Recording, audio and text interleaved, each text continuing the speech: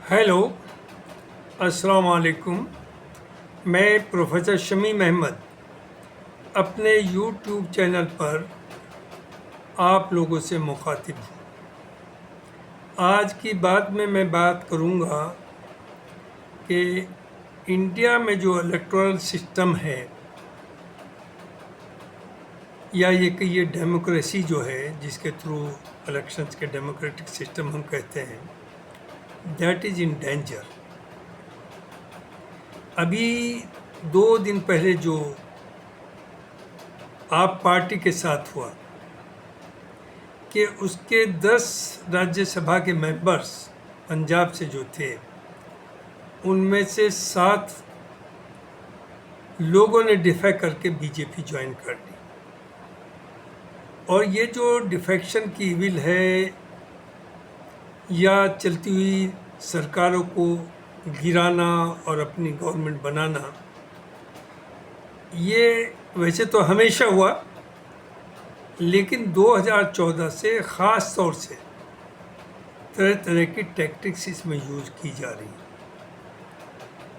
एक कानून बना था इसी आया राम गया राम को रोकने के लिए, जिसका नाम था एंटी डिफेक्शन लॉ।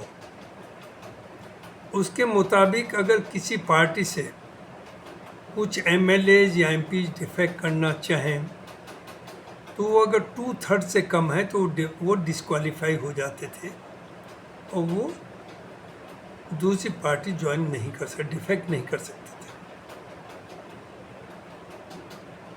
लिहाजा उसकी काट आज की जो रूलिंग पार्टी है उसने निकाली, और वो ये निकाली कि अगर कहीं उनके 8-10 कैंडिडेट्स कम है मेजोरिटी से और दूसरी पार्टी मेजोरिटी में उसके 10-12 वोट या 20 वोट एमएलएज ज़्यादा हैं, तो वहाँ ये मुमकिन तो नहीं हो पा रहा कि वो 2/3 डिफेक्ट करा पाए। तो उसका काट ये निकाली कि जितने इनके कम हैं, मान लिया 10 इन्हें और चाहिए, तो वो जो दूसरी पार्टी है जिसकी मेजोरिटी उसके 10 या 12 एमएलए से रिज़ाइन करा देते हैं। और जब रिज़ाइन करा देते हैं तो जाहिर इनकी मेजोरिटी हो जाती है, अपनी गवर्नमेंट फॉर्म कर लेते हैं। ये इन्होंने मध्य प्रदेश में किया।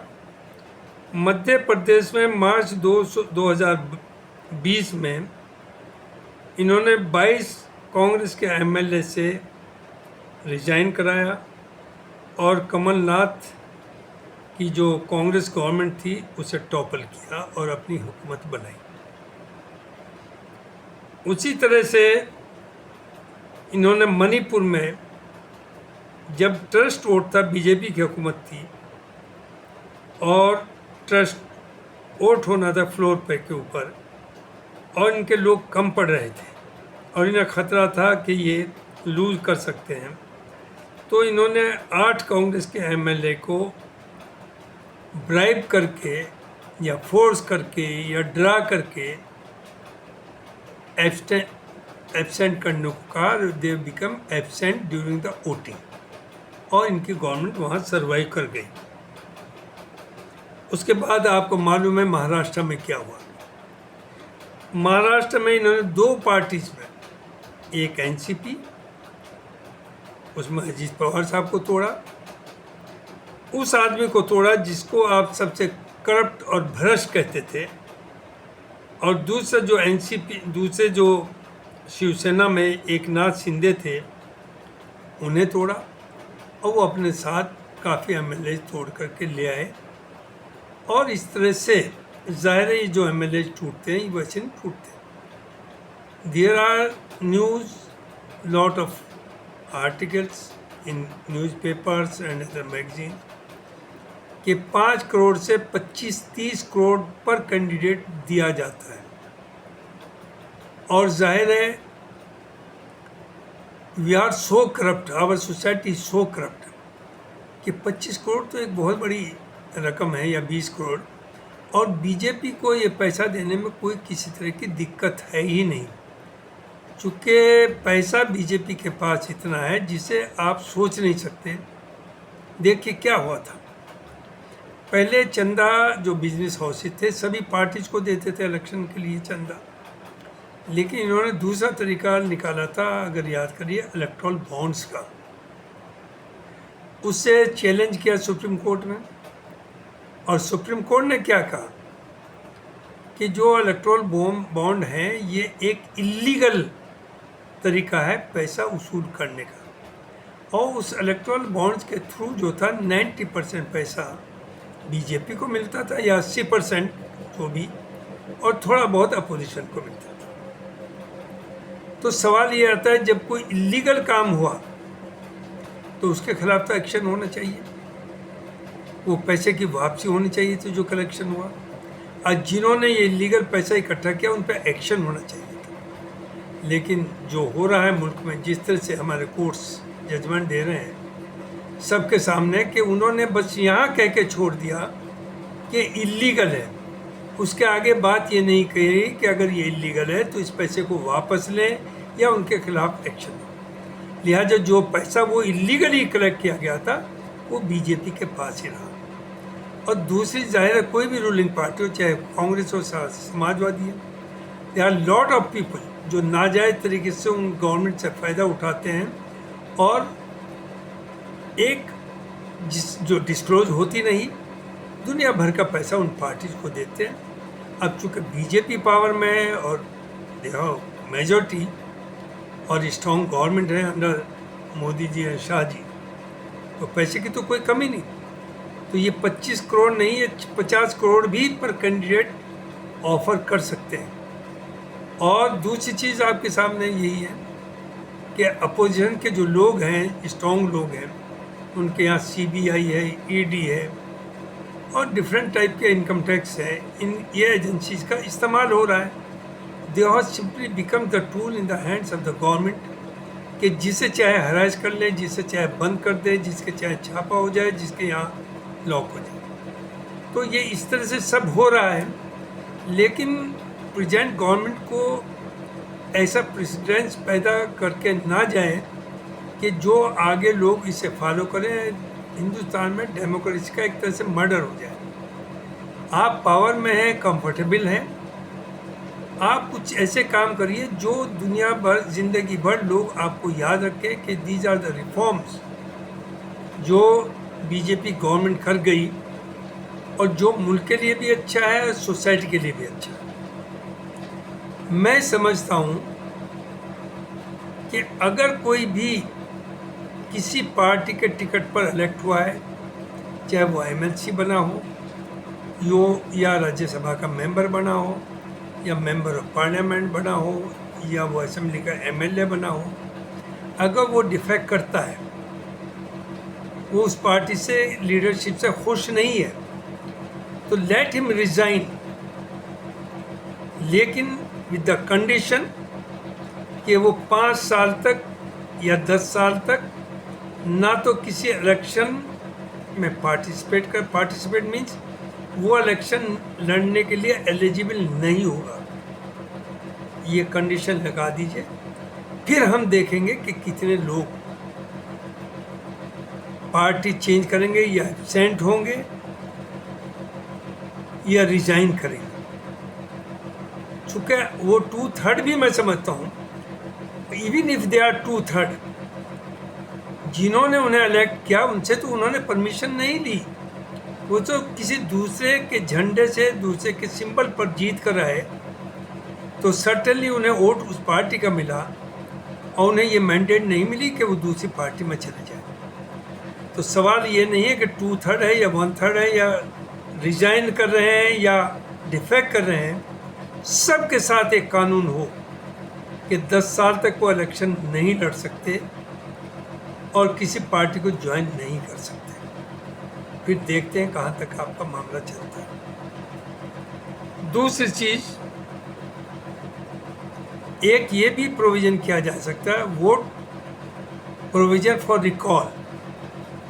अगर किसी एमएलए को 3 लाख वोट मिले हैं और उसके 60% लोग, 60% वोटर्स, यानी 3 लाख वाले को 6 या 18, 1,80,000 उस कंस्टिट्यूएंसी के लोग साइन करके दे दें,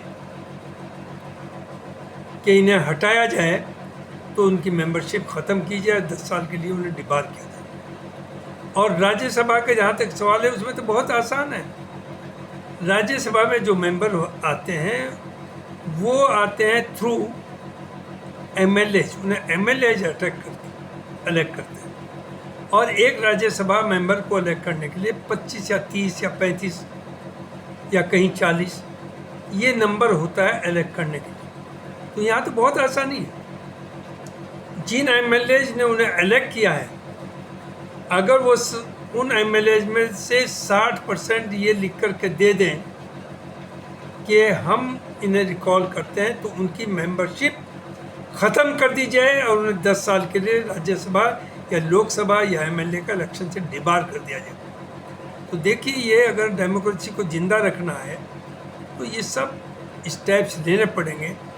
लेकिन बदकिस्मती यह है कि सभी पार्टी, चाहे वो अपोजिशन हो चाहे वो रूलिंग पार्टी हो, सभी जब पावर में होती है ये सब टैक्टिक्स यूज़ करती है। जैसे बिहार में 2020 में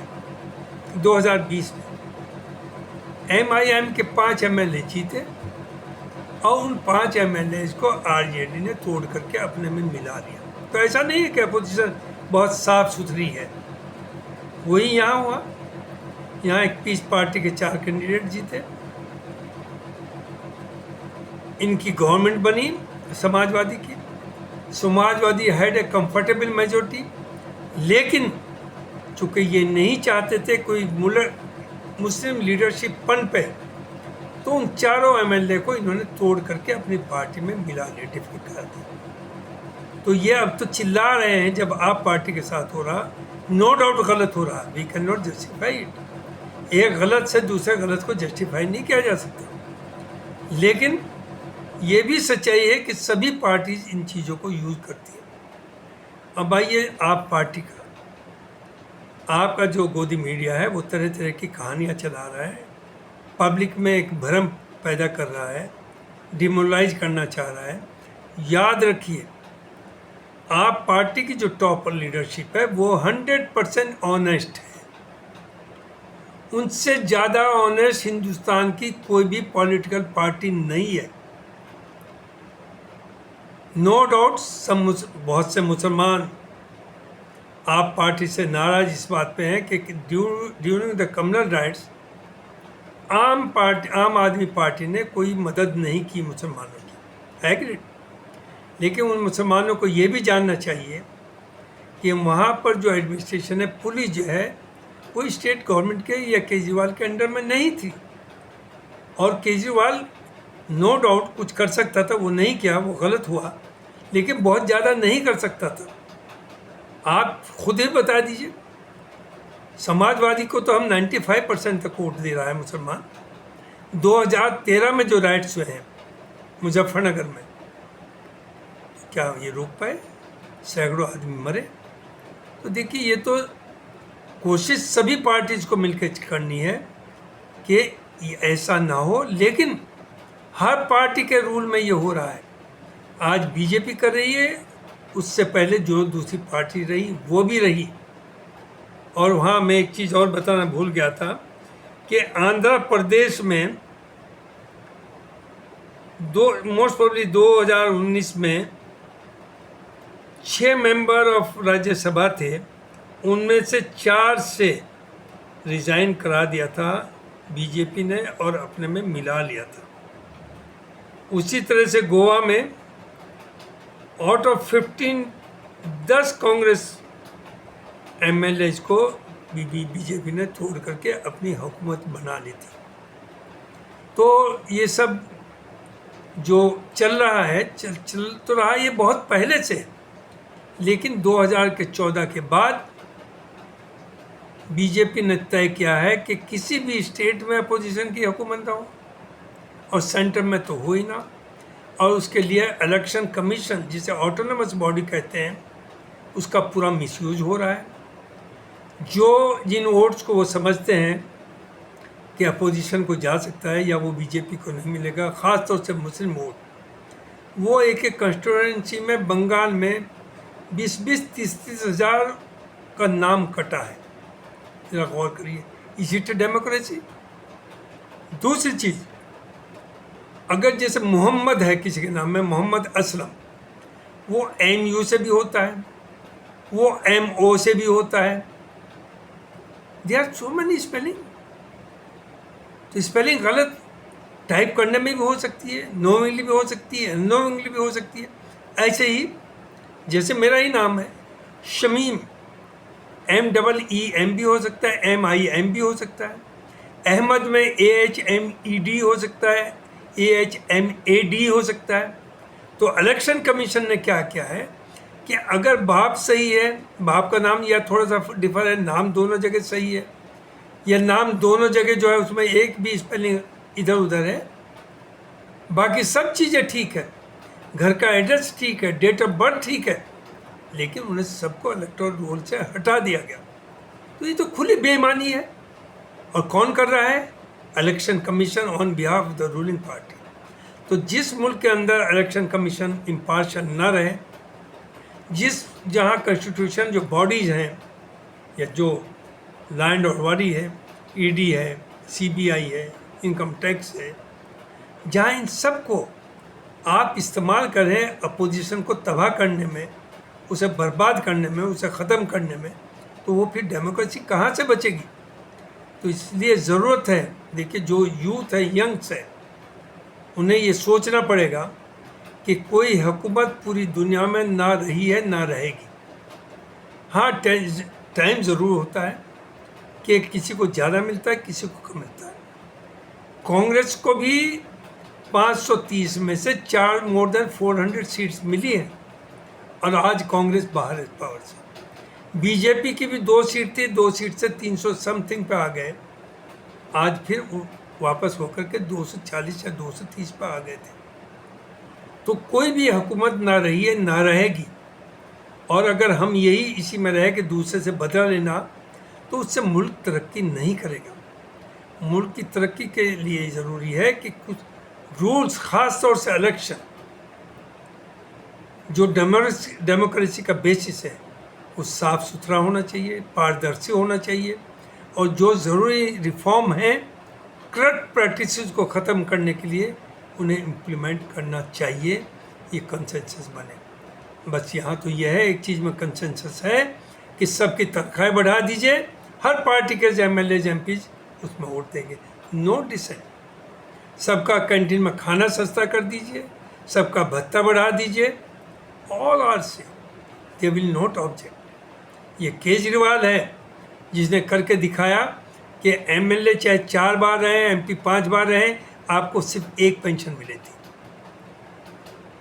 पूरे हिंदुस्तान को पता नहीं था कि क्या चल रहा है। आप 4 बार MP रहे, 2 बार MLA रहे, आपको 6 पेंशन मिल रही है, and that too without tax and so many other facilities.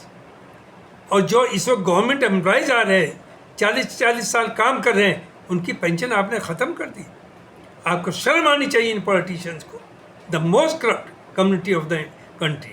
Thank you very much. Bitter है लेकिन सच है, सुनने की हिम्मत रखिए, और जो इसमें बेहतर आपको नज़र आए उसके ऊपर बोलिए। बहुत बहुत शुक्रिया, थैंक यू वेरी मच।